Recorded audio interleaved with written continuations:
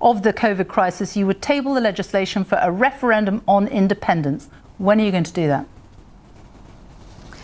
The preparatory work of that is underway right now. We haven't decided on the date that we would seek to introduce the bill. We'll decide that in the coming weeks. But what I have said, and I will happily say again to you right now, that my intention is to take the steps that will facilitate a referendum happening before the end of 2023. That's the proposition that just short of a year ago I fought an election on and was re-elected as First Minister. My party was re-elected with a historically high share of the vote. This is about democracy. It's about allowing the people of Scotland to choose our own future. And for goodness sake, when we look at everything that has been happening over years now in Westminster, the chaos, the instability, the unpredictability, then I think there are a growing number of people in Scotland who think actually we could do much better as an independent country in charge of our own fate rather than having people like Boris Johnson. People also want to know when you are going to table this legislation. And in 2017, you said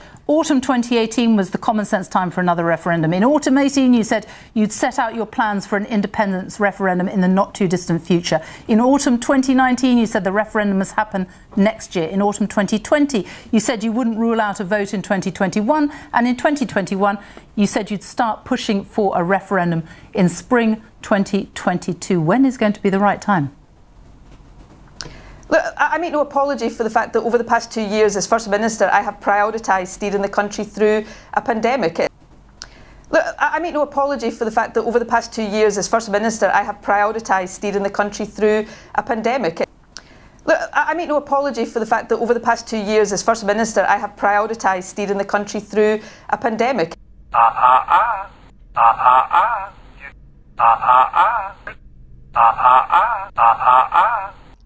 Well, so this is just a relatively short video, as I've already covered this before in a video that was quite long, but I kind of want to shorten it just for people out there that if they ever feel the need to have to refresh the memory of some of these SNP brainlets out there that hang off every word that Nicola Thinlips espouses, despite the fact it's out and out lies 9 times out of 10.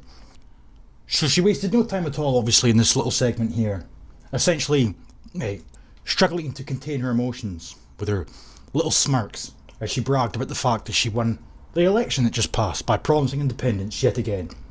It's a common theme here in Scotland, but the same thing was true in 2019, the same way it was true in 2017, and the list goes on. She insisted repeatedly that the referendum, in the event of winning the election in 2019, must take place in 2020. You know, and just bear in mind that she claimed there that the reason that the referendum did not take place, the one that she promised in 2019, is because of COVID and the fact that she spent the past 2 years prioritising things to keep us safe. Is that right? So bear that in mind. So this is from a random article from May 2019. Nicola Thinlips says a second independence referendum should happen in late 2020. And as the year progressed, just before the election campaign began, this talk really began to heat up, and it was the talk of the town, repeatedly being told day after day, every opportunity that they all had to say that the referendum must take place in 2020. In case, this is an article from the 15th of October 2019.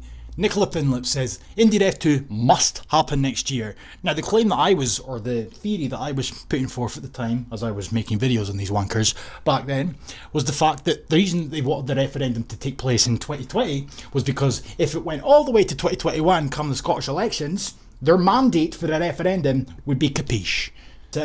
Westminster had no right to block the request for a referendum, of course, and its opposition to IndyRef 2 is not sustainable. And where we heard that, oh yeah, we're hearing the same rhetoric now. Or we were prior to the Ukraine stuff. But she stressed any referendum had to be legal if the result was to be recognised internationally, saying it was her aim was not merely to deliver a referendum but to deliver independence. She says down here that my call is that the referendum must happen next year and we are getting ready. By the new year we will have completed our legislative preparations. Oh, what does that remind you of? Oh yeah, what they're talking about just now about putting a bill through the Parliament, or they've got a team set up to put preparations in place. Oh, it just sounds like 2019 all over again. Deja vu, folks. It says here that I can confirm today that before the end of this year I will demand the transfer of power that puts the legality of a referendum beyond any doubt. Right? So anyway, this was 2019. Lo and behold, the election comes and goes, etc, etc, and we come to January the 31st, 2020. Scottish independence. Nicola Sturgeon calls for patience over Indian F2, despite the fact she predicated the entirety of the campaign in 2019 on the promise that they were going to have a fucking referendum. Then you can't even get past the first month of the following year. They were telling you the referendum must take place instead year 2020. Couldn't even get past the first month, and Nicola Sturgeon was already backtracking. To hear from it.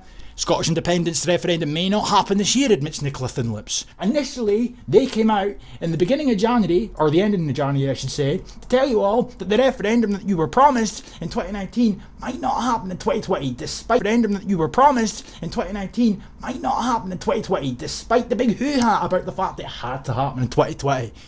You know, he said pretending there were shortcuts or clever wheezes that can magically overcome the obstacles we face would do the independence cause a disservice. Despite the so you spend the entirety of the election campaign in 2019 proclaiming that Boris Johnson can't stand in the way of your demands for a referendum, you know, or he's a democracy denier, etc, etc. Then you win the election and you come out and you hold your hands up and admit that it might be a problem if he says no, which you knew he was going to do anyway.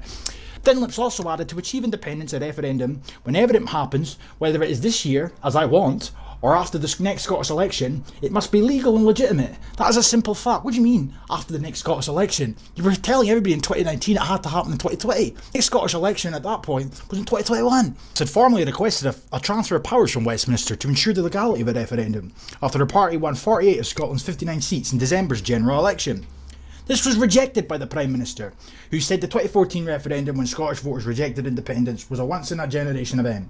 Let's not forget at that point in time, in the run-up to that election, in November time, December time, Boris Johnson explicitly told them no, from day dot, but yet Nicola Thinlips was taking every opportunity she could to go out to every single media organisation for interviews, etc, to remind everybody that despite the fact he's saying no now, when the time comes, oh no, when she puts in that request, he can't say no, or he'll be a democracy denier. Well, lo and behold, he said fucking no anyway. So that, hence her coming out a month later, may I add, in January of 2020, include or allude to the fact that the referendum she'd been talking to no end about the year prior in the election cycle might not happen that year. But this is where it gets fantastic. And then we fast forward to the 18th of March 2020. Indeed, F paused for this year due to coronavirus. Yeah, so this is what she was referring to in the exchange in the BBC interview that I played at the start, right? And this is what everybody seems to remember. Use COVID as the excuse for postponing the referendum, despite the fact they've already told the public in January of that year that the referendum was being postponed, or potentially. Short fucking memories. The icing on the cake, the chef's kiss of all this bullshit, is the fact she actually had the audacity, a year later, to come out with this fucking doozy. Nicola Sturgeon has claimed there would have been an independence referendum last year had the pandemic not struck, as she sought to dispel criticism from inside the nationalist movement that she had cooled on holding a breakaway vote. She said it was entirely plausible that Boris Johnson would have bowed to calls to permit a second referendum last year if COVID had not been all-consuming. Oh, is that so? Oh, is that so? You were told explicitly before the election even took place that you weren't going to get a referendum, but that didn't stop you telling everybody that you were going to get a referendum. But I just love that. I find it fucking remarkable. If it wasn't for COVID, yeah, the likelihood is there would have been a referendum last year, despite the fact in 2020, at the beginning of the year, that the referendum that was promised in 2019 might not actually occur. But people seem to forget that, but they all seem to remember what happened just a few short months later. Oh yeah, pull the fucking other one. So all in all, to conclude, when Sturgeon sits there and goes, oh, the only reason there wasn't a referendum is because I've been prioritising safety, she's fucking lying.